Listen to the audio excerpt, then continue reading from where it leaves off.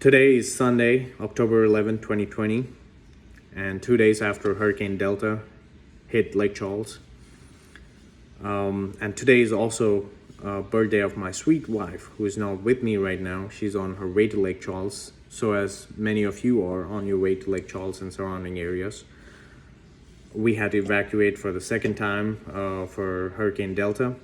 And I had to come back yesterday to assess the damage to our house. And other than the tarp being torn and few shingles missing and a few droplets of water in our attic, other than that, we do not have any additional damages. And thank you, God, for that. And I hope it's the same with many of you. Okay, now we are back and it's time to rebuild our community. How can an individual help our community? Many of us get on the road and help our neighbors pick up their yards, pick up the shingles, pick up the debris, cut the limbs from fallen trees and pile them up. I have a few more suggestions for people who are able and willing to help our community a little bit more. Start a fencing business. A lot of fences have fallen in Lake Charles and surrounding areas, and it'll take at least a year for all the fencing companies out there to put all the fences back together. Now, I know that this is not the priority for most people who have compromised roofs to completely damaged roofs to even think about fencing. But hear me out. Every insurance company does separate estimates for dwelling and other structures. Now, dwelling includes roofs, sheetrock, soffits, etc., etc. But they do another separate estimate for other structures, which includes fencing. Now consider an insurance company doing an estimate for a fence of about $5,000. Now you as a fencing company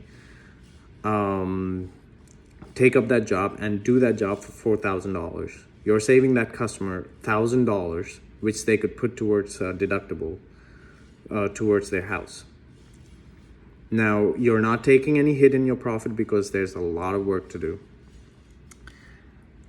And putting up a fence in the South, it ain't a thing.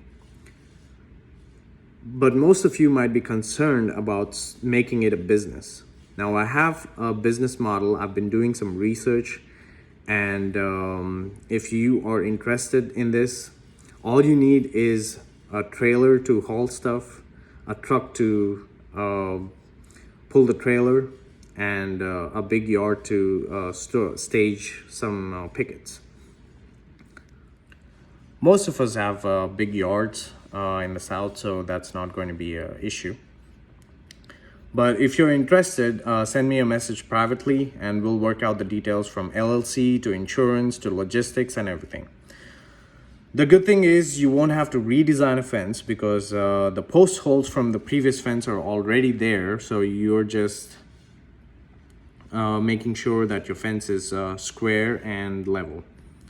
And there you have it, a fencing business that helps the community. Now, the second idea that I want to talk to you about is collectively invest in a business that facilitates our local people to buy directly from the local farmers. Outside of Lake Charles, we have several farms that produce rice, meat, milk, eggs, honey, sweet potatoes, sugar, and many more seasonal crops.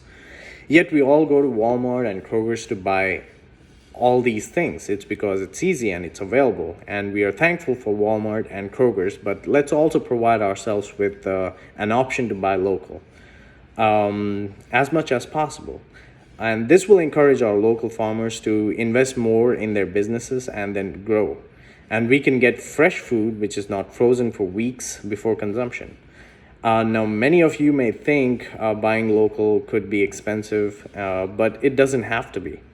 What if I told you that I have a business model that will deliver these products to your home at the same price as you would spend in Walmart and Kroger's?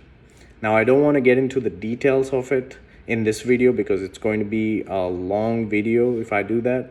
I would make a separate video elaborating on that business model. But I'm just throwing away these ideas for people to pick up these ideas and act on and I'm not gonna patent these ideas or say someone stole these ideas, because these ideas will potentially help our community become more reliable and more stronger, and we would not need any help from outside. And there's a local business called Gopher. If you haven't heard about it, just research about it. Gopher can deliver, and this business model can help a local craftsman and other small businesses that are local. The third idea I want to discuss is about overhead electrical lines. Overhead electrical lines are susceptible to strong winds and hurricane winds. And every time we have a hurricane, we would have outages. And every year we have hurricane season. The most reliable way to avoid this kind of a problem is to run the electrical lines, the transmission lines underground. But running electrical lines underground throughout the city, digging through the city, would be very expensive and time consuming. But what if we can use the city sewers? We have city sewers all over the town. And what if we use city sewers for transmission lines?